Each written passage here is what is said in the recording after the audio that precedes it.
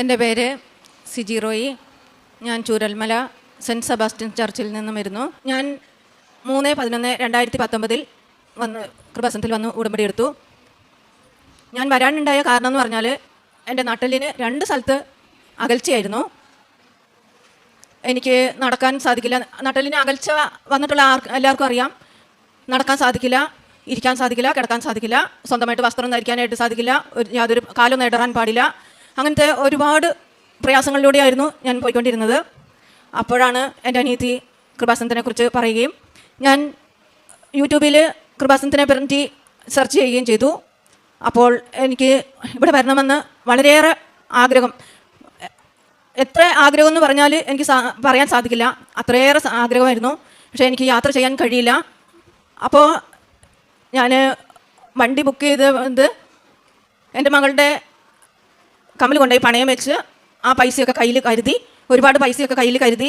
കാരണം ഞാൻ യാത്ര ചെയ്താൽ തിരിച്ചു ചെല്ലുമ്പം ആംബുലൻസിലാണോ തിരിച്ചു ചെല്ലുന്നതെന്നുള്ളത് എനിക്കറിയില്ല.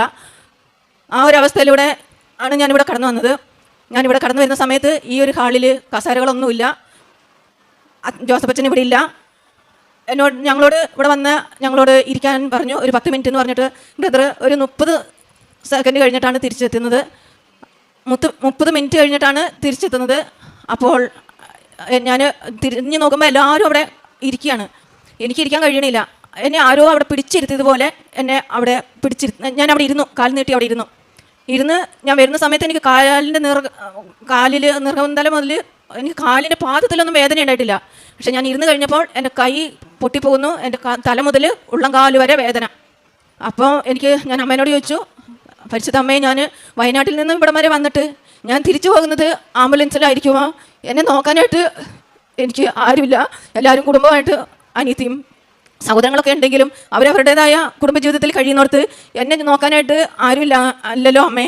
ഞാൻ ഇവിടുന്ന് പോകുന്നത് ആംബുലൻസിലായിരിക്കുമോ എന്ന് ഞാൻ മനസ്സിലിങ്ങനെ ചോദിച്ചു. പക്ഷേ 30 മിനിറ്റ് കഴിഞ്ഞ് ആ ബ്രദർ വന്ന് എല്ലാവരോടും എഴുന്നേക്കാൻ പറഞ്ഞു. എൻ്റെ അടുത്തിരുന്ന് ആരെങ്കിലും ഈ കൃപാസനത്തിലുണ്ടെങ്കിൽ അറിയാം, എന്നെ 3-4 പേര് ഇങ്ങനെ കയ്യിലും ഒക്കെ താങ്ങി പിടിച്ചാണ് എണീപ്പിച്ച് നിർത്തിയത്. അത് കഴിഞ്ഞ് ക്ലാസ്സൊക്കെ തന്ന് 2ാം നിലയിൽ കയറണം. അപ്പോൾ ഞാൻ എൻ്റെ മനസ്സിലിങ്ങനെ വിചാരിക്കുകയാണ്, എങ്ങനെയാണ് ഞാൻ ഈ 2ാം നിലയിൽ കയറിയിട്ട് ഉടമ്പടി എടുക്കുക എന്ന് വിചാരിച്ചു. അതിനു മുമ്പ് വേറെ ഒരു സംഭവം ഉണ്ടായി. ഞാൻ ഈ കൃപാസനത്തിൻ്റെ വാതിൽക്കൽ വരുന്ന സമയത്ത് ജോസഫ് അച്ഛൻ എന്നോട് ക്ഷമിക്കണം, ഞാൻ മനസ്സിലിങ്ങനെ വിചാരിക്കുകയാണ്, ജോസഫ് അച്ഛൻ ഇവിടെ ഉണ്ടെങ്കിലും ഇല്ലെങ്കിലും ഞാൻ എൻ്റെ ജീവിതകാലം മുഴുവനും അമ്മയ്ക്ക് വേണ്ടി ഞാൻ ഈ പള്ളിയിൽ വരികയും ഉടമ്പടിയിൽ ജീവിക്കുകയും ചെയ്തോളാമെന്ന് മനസ്സിലിങ്ങനെ ഒരു തോന്നൽ എനിക്കുണ്ടായി. അതിനുശേഷം ഞാൻ ഉടമ്പടി എടുത്ത് പുറത്തേക്ക് ഇറങ്ങിയപ്പോൾ എനിക്ക് മനസ്സിലായി, എൻ്റെ ഈ പള്ളിയിൽ നിന്നും പുറത്തേക്ക് ഇറങ്ങുന്ന സമയത്ത് എനിക്ക് നട്ടലിന് വേദനയില്ല, കാലിന് വേദനയില്ല, എനിക്ക് തുള്ളി ചാടാമെന്നുള്ള ഒരവസ്ഥ എനിക്ക് മനസ്സിലായി. അതേപോലെ തന്നെ ശരീരത്തിന് ഒട്ടും ബലമില്ലായിരുന്നു. ഒരു പേന പിടിച്ച് എഴുതാൻ പോലും എനിക്ക് കഴിയില്ല. എനിക്കൊരു ബാഗ് തൂക്കാൻ പറ്റില്ല, ഒരു വെയിറ്റ് എടുക്കാൻ പറ്റില്ല. അത്രയും ഭാരം കുറഞ്ഞതുപോലെ വായുവിലൂടെ നടക്കുന്നത് പോലെയായിരുന്നു ഞാൻ നടന്നുകൊണ്ടിരുന്നത്. പക്ഷേ ഞാൻ ഉടമ്പടി ഉപ്പും ഉടമ്പടി തൈലവും നിരന്തരം ഉപയോഗിക്കുകയും അമ്മയോട് പ്രാർത്ഥിക്കുകയും ചെയ്തതിൻ്റെ ഫലമായി ഒരു 3 ദിവസം കഴിഞ്ഞപ്പോൾ തന്നെ ഞാൻ വീട്ടിലത്തെ എല്ലാ പണികളും ചെയ്യാനായിട്ട് തുടങ്ങി. പിന്നീട് എപ്പോഴാണ് എനിക്ക് ശരീരത്തിന് ബലം വന്നതെന്ന് എനിക്കറിയില്ല. ഞാൻ വീട്ടിലത്തെ എല്ലാ പണികളും ഇപ്പോൾ ചെയ്യുന്നു. അതോടൊപ്പം തന്നെ രണ്ടാമത് എനിക്ക് കിട്ടിയത്, എനിക്ക് 10 വർഷമായിട്ട് തൈറോയ്ഡ് രോഗമായിരുന്നു. തൈറോയ്ഡ് ഈ കോവിഡിൻ്റെ കാലഘട്ടങ്ങളിലൊക്കെ 100 mg ഗുളിക തന്നിട്ട് ഡോക്ടർമാർ എന്നോട് ചോദിക്കും, ചേച്ചി നീ മരുന്ന് കഴിക്കലില്ലേ? ചേച്ചി വളരെ ഭയാനകമായ അവസ്ഥയിലൂടെയാണ് കടന്നു പോകുന്നത്. അപ്പോൾ ചേച്ചി നീ മരുന്ന് കഴിച്ചേ പറ്റുള്ളൂ, ഞങ്ങൾക്ക് അതൊന്നും ചെയ്യാൻ കഴിയില്ല, ചേച്ചീൻ്റെ തൈറോയിഡിൻ്റെ സ്റ്റേജൊക്കെ മാറിപ്പോയി എന്നോട് പറയും. അങ്ങനെ ഞാനത് വീട്ടിൽ പറയലില്ല. കാരണം നമുക്ക് ഒരുപാട് ഉത്തരവാദിത്തങ്ങളും കടമകളൊക്കെ ഉള്ളതാണല്ലോ. എൻ്റെ രോഗത്തിൻ്റെ ആദ്യം മൂലം അവർ വിഷമിക്കേണ്ടെന്ന് വിചാരിച്ചിട്ട് ഞാൻ വീട്ടിലും ആരോടും തന്നെ പറയില്ല. അങ്ങനെ ഒരു ദിവസം ഞാൻ സ്വന്തമായിട്ട് ഫോട്ടോസ്റ്റാറ്റ് കട നടത്തുന്ന ഒരു വ്യക്തിയാണ്. അപ്പോൾ ഞാൻ കടയിലേക്ക് വന്ന് 2020 കടയിലേക്ക് വന്ന് കട തുറന്ന് പിന്നീട് എനിക്ക് ശരീരത്തിന് എന്തോ ഒരു തളർച്ച. അപ്പോൾ എനിക്ക് കാര്യം പിടികിട്ടി, ഇനി ഇവിടെ വരെ എനിക്ക് ഓടാനായിട്ട് ജീവിതം ഓടി പോകാനായിട്ട് സാധിക്കുകയുള്ളൂ. ഇനി എനിക്ക് ജീവിതം മുന്നോട്ട് പോകണമെങ്കിൽ അതെങ്ങനെയായിരിക്കും എന്ന് എനിക്കറിയില്ല. അപ്പോൾ ഞാൻ അന്നൊരു ചൊവ്വാഴ്ചയായിരുന്നു, 2020 ഫസ്റ്റിലത്തെ ആഴ്ച ചൊവ്വാഴ്ചത്തെ അച്ഛൻ്റെ ടോക്ക് കേൾക്കുകയാണ്. കേട്ടോണ്ടിരിക്കുന്ന സമയത്ത് ഞാൻ ആകെ കുഴഞ്ഞു. എനിക്ക് ആരോടും മിണ്ടാൻ പറ്റില്ല, എൻ്റെ അടുത്ത് ആരുമില്ല. അങ്ങനെ ഇരിക്കുന്ന സമയത്ത് അച്ഛൻ്റെ ടോക്കിലൂടെ അച്ഛൻ പറയുകയാണ്, ഇപ്പോൾ തൈറോയ്ഡ് രോഗം മറ്റൊരു സ്റ്റേജിലേക്കായി എന്ന് വിചാരിച്ച് വളരെ പ്രയാസപ്പെട്ടിരിക്കുന്ന വ്യക്തിയെ മാതാവ് സുഖപ്പെടുത്തുന്നതായിട്ട് കാണുന്നു എന്ന്. ഞാൻ ആ നിമിഷം വിശ്വസിച്ചു അത് ഞാനാണെന്ന്. അന്ന് മുതൽ ഇന്ന് ഈ നിമിഷം വരെ ഞാൻ തൈറോയിഡിൻ്റെ ഗുളിക കഴിക്കുകയോ എനിക്ക് അങ്ങനത്തെ ഒരു ക്ഷീണം വരികയോ ചെയ്തിട്ടില്ല. പിന്നെ എനിക്ക് ഒരു വീടില്ലായിരുന്നു, സ്വന്തമായിട്ടൊരു വീടില്ല. മക്കളൊക്കെ വലുതായി. മക്കൾക്ക് ഭർത്താവ് HML ഹാരിസ് മലയാളം ലിമിറ്റഡിൽ ജോലി ചെയ്യുകയായിരുന്നു. ഏകദേശം 2020-2022 കാലഘട്ടങ്ങളിൽ അവർ റിട്ടയർഡ് ആവും. ഞങ്ങൾ പാടിയിലാണ് താമസിച്ചുകൊണ്ടിരുന്നത്. ഞങ്ങൾക്ക് ആദ്യം ഒരു 10 സെൻറ്റ് സ്ഥലത്ത് ഒരു വീടുണ്ടായിരുന്നു. ആ വീട്ടിൽ ഭർത്താവിൻ്റെ ചാച്ചനും അമ്മയും അനിയനും കുടുംബവും താമസിച്ചിരുന്നു. പക്ഷേ അവർ പുതിയ വീട് വെച്ച് മാറി. ആ സമയത്ത് ആ വീട് ഇടിഞ്ഞു പൊളിഞ്ഞ് മേൽക്കുരയും കട്ടലയും ജനലും ഒക്കെ വീഴാനായ അവസ്ഥയിൽ. അപ്പോൾ എനിക്ക് ആ വീട്ടിൽ കയറി താമസിച്ചാൽ ഒരു പുതിയ വീട് ഉണ്ടാക്കുവാനായിട്ടുള്ള സാമ്പത്തികമില്ല. മക്കളുടെ പഠനം എല്ലാം കൊണ്ട് ഞാൻ വളരെയേറെ ബുദ്ധിമുട്ടി പ്രയാസപ്പെട്ടു.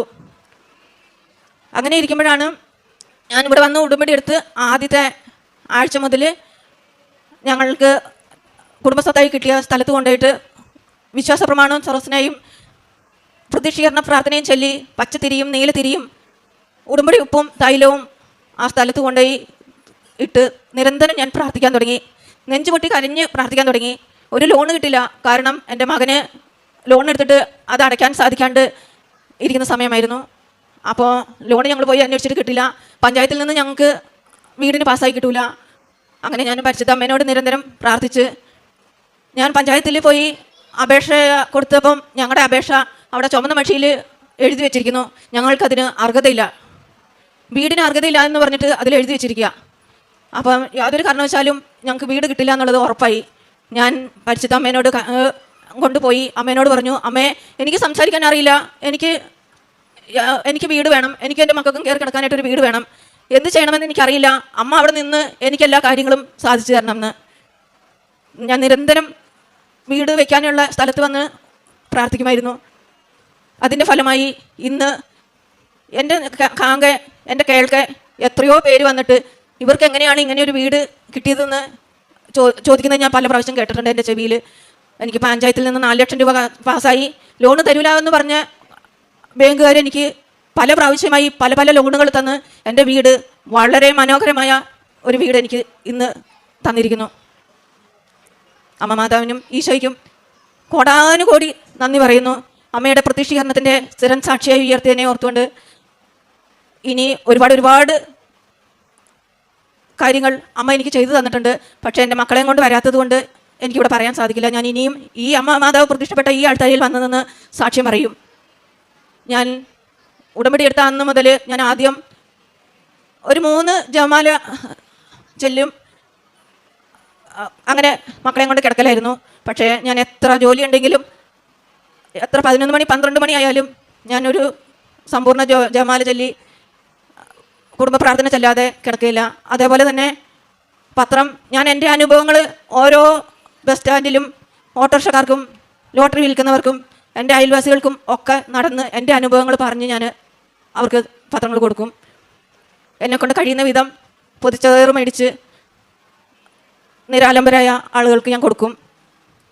അതേപോലെ അനാഥാലയത്തിൽ എനിക്ക് പോകാൻ സമയം കിട്ടുമ്പോഴൊക്കെ എനിക്ക് ഒന്നും കൊടുക്കാൻ സാധിച്ചില്ലെങ്കിലും ആ അമ്മച്ചിമാരുടെ അടുത്ത് പോയിരുന്ന് വർത്താനം പറഞ്ഞ് അവരോട് കൃപാസനത്തിനെ കുറിച്ച് പറഞ്ഞ് പ്രാർത്ഥിച്ച് ഞാൻ തിരിച്ചു പോരും. അതേപോലെ ഞാൻ കുമ്പസാരിക്കുകയാണെങ്കിൽ എനിക്ക് ഭയങ്കര പേടിയാണ് കുമ്പസാരക്കൂട് കാണുമ്പം. അപ്പം ഞാൻ അച്ഛന് മനസ്സിലാകാത്ത രീതിയിലാണ് ഞാൻ ആദ്യം കുമ്പസാരിച്ചുകൊണ്ടിരുന്നത്. ഇപ്പം നല്ല വ്യക്തമായിട്ടും സ്ഫുടമായിട്ടും കാര്യങ്ങൾ പറഞ്ഞ് കുമ്പസാരിച്ച് നല്ല കുമ്പസാരം നടത്തുന്നു. അതേപോലെ കുർബാനയ്ക്കൊക്കെ പോകുകയാണെങ്കിൽ ഏകദേശം കുർബാനയൊക്കെ തീരാനാകുമ്പോഴത്തേക്കും ഒരു ചടങ്ങിന് വേണ്ടിയിട്ടാണ് ഞാൻ കുർബാനയ്ക്ക് പോയിക്കൊണ്ടിരുന്നത്. പക്ഷേ ഇപ്പോൾ സമ്പൂർണ്ണ കുർബാന കൂടുവാനുള്ള കൃപയും അനുഗ്രഹവും എനിക്ക് ഈ പരിശുദ്ധ അമ്മയും തിരുക്കുമാരനും ഉടമ്പടിയിലൂടെ തന്നു. അമ്മ മാതാവിന് ഈശോയ്ക്കും കോടാനുകോടി നന്ദി. ഇനിയും ഞാൻ ഇതിനേക്കാൾ നല്ലൊരു സാക്ഷ്യം പറയാനായിട്ട് ഞാനിവിടെ എത്തും. 2 കൊരിന്തോസ് 12:9 അവിടെ നിന്നോട് അരുളി ചെയ്തു, നിനക്ക് എൻ്റെ കൃപ മതി, എന്തെന്നാൽ ബലഹീനതയിലാണ് എൻ്റെ ശക്തി പൂർണ്ണമായി പ്രകടമാകുന്നത്. ക്രിസ്തുവിൻ്റെ ശക്തി എൻ്റെ മേൽ ആവസിക്കേണ്ടതിന് ഞാൻ പൂർവാധികം സന്തോഷത്തോടെ എൻ്റെ ബലഹീനതയെക്കുറിച്ച് പ്രശംസിക്കും. സിജി റോയ് എന്ന ഈ സഹോദരിയുടെ ഉടമ്പടി സാക്ഷ്യം നമ്മൾ സാഗൂതം ശ്രവിക്കുകയായിരുന്നു. അമ്മയുടെ 2 രോഗസൗഖ്യങ്ങളും ഭവനം അത്ഭുതകരമായി നിർമ്മിച്ചെടുത്തതിൻ്റെയും സാക്ഷ്യമാണ് അമ്മ ഇവിടെ പങ്കുവച്ചത്. 2019-20 കാലഘട്ടത്തിൽ ആദ്യമായി കൃപാസനത്തിൽ വരുമ്പോൾ അമ്മ ഏതൊരു ജീവിത സാഹചര്യത്തിൽ ഇവിടെ എത്തിയെന്നാണ് ആദ്യം സൂചിപ്പിച്ചത്. വലിയ രോഗിയായി സഞ്ചരിക്കുവാൻ പോലും പറ്റാത്ത വിധം നടുവിനേറെ ക്ലേശമുള്ള അവസ്ഥയിൽ ഇവിടെ എത്തുകയും എന്നാൽ ഉടമ്പടി എടുക്കുവാൻ വേണ്ടി 2ാം നില വരെ ചെന്നെത്തുവാൻ സാധിക്കുകയും ഇവിടെ ഇരിക്കുന്ന അവസരങ്ങളിലൊക്കെയും വലിയ വേദന ശരീരം മുഴുവനും പടർന്നു കയറുന്നത് അനുഭവിക്കുകയും ചെയ്ത സഹോദരി ആ അനുഭവം പറഞ്ഞു തീരുമ്പോൾ നമ്മളോട് സൂചിപ്പിക്കുന്നുണ്ട്, ഉടമ്പടി എടുത്ത് പുറത്തേക്കിറങ്ങി ഈ ആലയത്തിൽ നിന്ന് ഞാൻ പുറത്തേക്ക് ചുവട് വയ്ക്കുമ്പോൾ എൻ്റെ നടുവ് വേദന പൂർണ്ണമായി മാറിയിരുന്നു. തുള്ളിച്ചാടിക്കൊണ്ട് പോകുവാൻ പറ്റുന്ന വിധത്തിൽ എൻ്റെ ശരീരത്തിൻ്റെ ആരോഗ്യം കിട്ടിയതുപോലെ ഞാൻ മനസ്സിലാക്കി. തിരികെ ആംബുലൻസിൽ പോകേണ്ടി വരുമോ എന്ന് പലയാവർത്തി ചിന്തിച്ച് ഇവിടെ ഇരുന്ന് പലതവണ പറഞ്ഞ എന്നെ അമ്മ മാതാവ് വളരെ സുരക്ഷിതമായി ആരോഗ്യത്തോടെ എൻ്റെ തിരികെയുള്ള ഭവനത്തിൽ എത്തിച്ചതിനെ സാക്ഷ്യപ്പെടുത്തി. മറ്റൊന്ന്, തൈറോയിഡിൻ്റെ അസുഖം ഏറെ വർഷങ്ങളായുള്ളത്, ഏറെ മരുന്ന് കഴിച്ചത്, ഡോക്ടർമാർ തന്നെ വല്ലാതെ പരിധി വിട്ട് കൂടിപ്പോകുന്നതിനെക്കുറിച്ച് സംസാരിച്ചത് സഹോദരി സൂചിപ്പിക്കുന്നുണ്ട്. അതും ഉടമ്പടി എടുത്തതിന് ശേഷം ഇന്ന് വരെ പിന്നീട് മരുന്ന് കഴിച്ചില്ല, പൂർണ്ണ സൗഖ്യം അമ്മ വഴി ലഭിച്ചുവെന്ന്. വീടിൻ്റെത് യാതൊരു നിർവാഹവുമില്ലാത്ത സാഹചര്യങ്ങളെ സഹോദരി അടയാളപ്പെടുത്തുന്നുണ്ട്. ലോൺ എടുക്കുവാനാവില്ല, പഞ്ചായത്ത് അനുവദിക്കില്ല, കയ്യിൽ പണമില്ല, സാഹചര്യങ്ങളെല്ലാം നെഗറ്റീവാണ്. ആ സാക്ഷ്യത്തിൻ്റെ ഒരു പ്രത്യേകത, മുഴുവൻ ജീവിതത്തിൻ്റെ സാഹചര്യങ്ങളിലും രോഗാവസ്ഥ അതിഗുരുതരമാണ്. അത് സൗഖ്യത്തിന് വേണ്ടി പറ്റുമോ എന്ന് പോലും അറിയാതെ ക്ലേശിക്കുന്ന നാളുകൾ. ഭവന നിർമ്മാണത്തിൻ്റെ യാതൊരു സാധ്യതയും ജീവിതത്തിന് കൺമുൻപിൽ തെളിയുന്നില്ല. എങ്കിലും അമ്മ മാതാവിൽ ശരണപ്പെട്ട് ആശ്രയിച്ച് അമ്മയുടെ പ്രത്യക്ഷീകരണത്തിന് സ്ഥിരം സാക്ഷിയായി ഞാൻ ജീവിക്കുമെന്ന് അമ്മയുടെ അരികിൽ വാക്ക് കൊടുത്തുകൊണ്ട് ഓരോ തവണയും ഉടമ്പടി പുതുക്കി മുന്നോട്ട് പോകുമ്പോൾ അമ്മ മാതാവ് ക്രമീകരിച്ച് ഏറ്റവും സുന്ദരമായ നല്ല ബലവത്തായ ഒരു ഭവനം സഹോദരിക്ക് നൽകിയതിനെയാണ് സാക്ഷ്യപ്പെടുത്തിയത്. പ്രിയമുള്ളവരെ, ഉടമ്പടി എപ്പോഴും നമ്മുടെ ജീവിതങ്ങളെ വിസ്മയിപ്പിക്കുന്നതാണ്. നമ്മൾ വല്ലാത്ത തകർച്ചയിൽ വന്നവരാകാം, നമ്മൾ വല്ലാതെ ഒറ്റപ്പെട്ടു പോയവരാകാം, നമ്മുടെ പ്രതീക്ഷകളൊക്കെ നഷ്ടപ്പെട്ടവരാകാം. പക്ഷേ അമ്മയുടെ അരികിലെത്തി നമ്മുടെ കണ്ണീരും ജീവിതത്തിലെ ക്ലേശങ്ങളെയും നാം ഇറക്കി വെച്ച് അമ്മയോട് സംസാരിച്ച് കഴിയുമ്പോൾ നമ്മളെപ്പോലും അത്ഭുതപ്പെടുത്തുന്ന അമ്മയുടെ ശക്തിയും അമ്മയുടെ സാന്നിധ്യവും അമ്മയുടെ നയിക്കലും നമ്മുടെ ജീവിതത്തെ ബലപ്പെടുത്തിക്കൊണ്ടിരിക്കും. സഹോദരി ചൂരൽമലയിൽ നിന്ന് വയനാടിൻ്റെ ഉൾപ്രദേശത്ത് നിന്ന് ഇവിടം വരെ എത്തി ഇത് 13ാമത്തെ പുതുക്കലിൽ നിൽക്കുകയാണ്. കാരണം ഇതൊരു ബന്ധമാണ്. ഇത് എനിക്ക് ഒരിക്കലും ഉപേക്ഷിക്കുവാനാവാത്ത വിധം എൻ്റെ ജീവിതത്തെ എൻ്റെ ദൈവം തൻ്റെ കരങ്ങളിലെടുത്ത് എൻ്റെ മുഴുവൻ ബലഹീനതകളിലും അവിടുത്തെ കൃപ കൊണ്ട് അനുഗ്രഹം കൊണ്ട് നിറയ്ക്കുന്ന വലിയൊരു ബന്ധം എൻ്റെ അമ്മ മാതാവിൻ്റെ പ്രത്യക്ഷീകരണത്തിലൂടെ ഈ ആലയത്തിൽ നിന്നും എൻ്റെ ജീവിതത്തിലേക്ക് കൈമാറിയെന്ന് തിരിച്ചറിയുന്നത് കൊണ്ട് സഹോദരി പറയുന്നു, എൻ്റെ ജീവിത അവസാനം വരെയും പ്രത്യക്ഷീകരണത്തിന് സ്ഥിരം സാക്ഷിയായി എന്നും ജീവിക്കുവാനുള്ള സന്തോഷത്തോടു കൂടി ഞാൻ ഈ ആലയത്തിലേക്ക് വന്നുകൊണ്ടിരിക്കുമെന്ന്. പ്രിയമുള്ളവരെ, നമുക്ക് ഉടമ്പടി കേവലം കാര്യസാധ്യത്തിന് വേണ്ടിയുള്ളതാവരുത്, മറിച്ച് ദൈവബന്ധം ആഴപ്പെടുത്തുവാനുള്ളതാവണം. നമുക്ക് ഓരോ നിമിഷവും ലഭിക്കേണ്ട ദർശനവും ബോധ്യവും എൻ്റെ ദൈവം എനിക്ക് വേണ്ടി കുരിശിൽ മരിച്ചുവെങ്കിൽ, അവസാനത്തുള്ള രക്തം അവൻ എനിക്ക് വേണ്ടി ചിന്തിയെങ്കിൽ, അവൻ്റെ അരികിലേക്ക് എൻ്റെ കണ്ണീരോടെ കൊടുക്കുന്ന ഏതൊരു നിയോഗത്തിനും അവിടുന്ന് രക്തത്തിൻ്റെ കയ്യൊപ്പ് ചാർത്തി അനുഗ്രഹമാക്കി എൻ്റെ ജീവിതത്തിലേക്ക് പകർത്തുമെന്നാണ്.